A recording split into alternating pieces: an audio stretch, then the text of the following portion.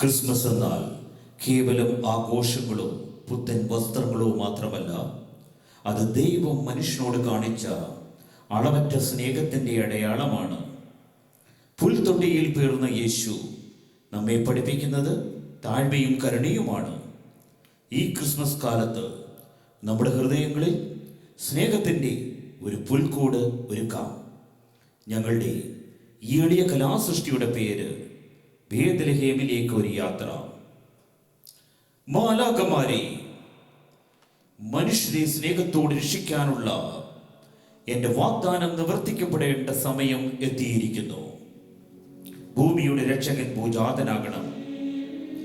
മുന്നിലിരിക്കുന്ന ഈ ജീവന്റെ പുസ്തകം തുറന്ന് എൻ്റെ ഇച്ഛാശക്തി അനുസരിച്ച് പ്രവർത്തിക്കൂ.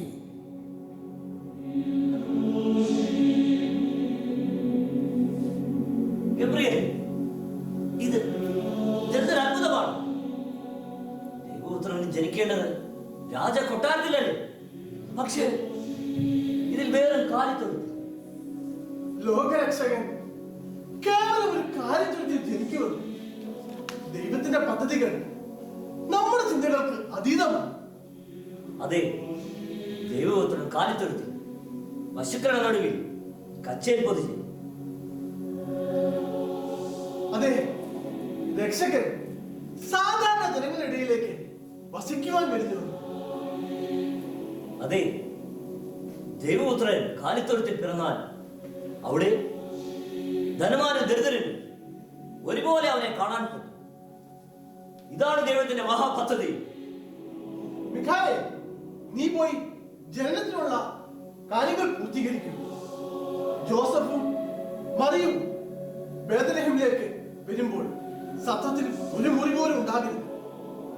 ജോസഫിന്റെ ഉള്ളിൽ കാലിത്തൊഴുത്തെന്ന വാക്ക് അടിയുറച്ചിരിക്കണം. ദൈവകൽപ്പന അങ്ങനെയെങ്കിൽ അത് നിറവേറ്റപ്പെടും. അത് ഞാൻ നടപ്പിലാക്കും. വയലിലെ ആടുകളെ മേയ്ക്കുന്ന ഇടയന്മാർക്കാകട്ടെ ആദ്യത്തെ സുവിശേഷം. പൊക്കോളൂ, സ്വർഗവും ഭൂമിയും സന്തോഷിക്കട്ടെ.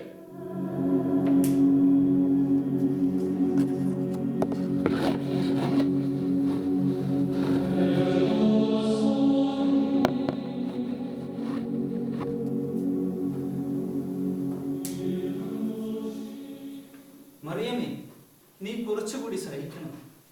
ഒരു മുറി ലഭിച്ചാൽ നമുക്ക് വിശ്രമിക്കാം. ജോസഫേ, ദൈവം നമ്മെ കൈവിടുകയില്ല. അവനിൽ എനിക്ക് ഉറച്ച വിശ്വാസമുണ്ട്.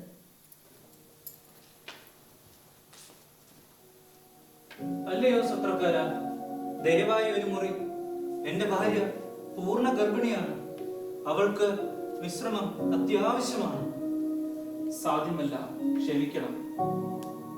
ഇവിടെയുള്ള മുറികൾ മുഴുവനും ആളുകൾ നിറഞ്ഞിരിക്കുകയാണ്. ഈ പട്ടണങ്ങൾ മൊത്തം ജനങ്ങൾ. തണുപ്പ് അതിശക്തമാണ്.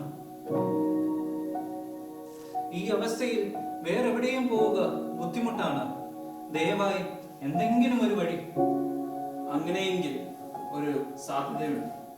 അങ്ങ് ആ കാലിത്തൊഴുത്തിൽ വേണമെങ്കിൽ നിങ്ങൾക്ക് വിശ്രമിക്കാം. അത് മതി. ദൈവം എവിടെയാണോ ഉള്ളത് അവിടെയാണ് നമുക്ക്.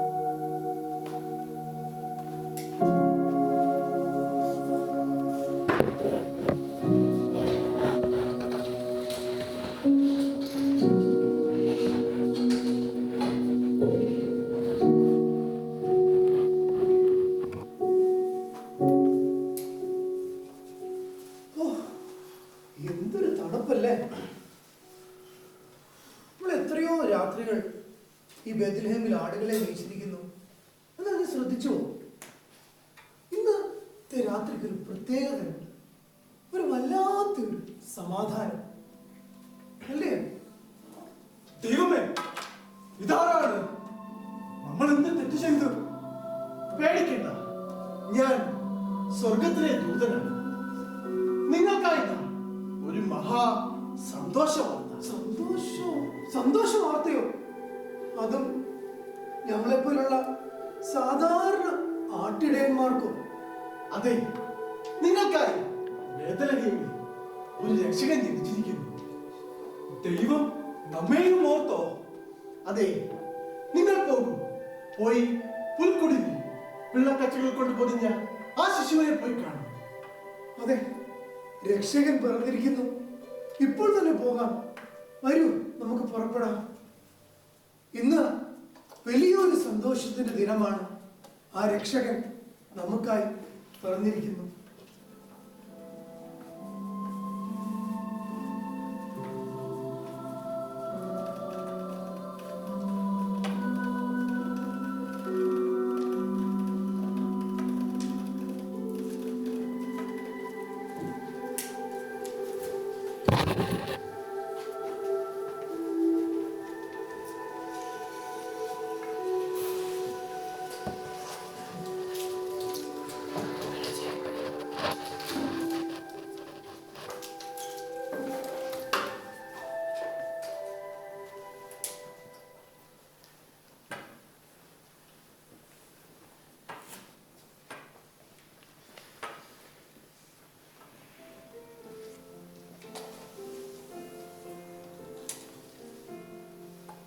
എന്റെ കുഞ്ഞെ, നീ ഈ ലോകത്തിന്റെ പ്രകാശമാകുന്നു. ദൈവമേ, ഈ ദൗത്യം ഞങ്ങളെ ഏൽപ്പിച്ചതിന് വളരെ നന്ദി. നോക്കൂ, മാലാഖ അറിയിച്ച ആ രക്ഷകൻ. ഞങ്ങൾക്കായി നീ ജനിച്ചതിന് ഞങ്ങൾ നന്ദിയാകുന്നു. ദൈവം നിങ്ങളുടെ ലളിതമായ ഹൃദയങ്ങളെ സ്വീകരിക്കട്ടെ.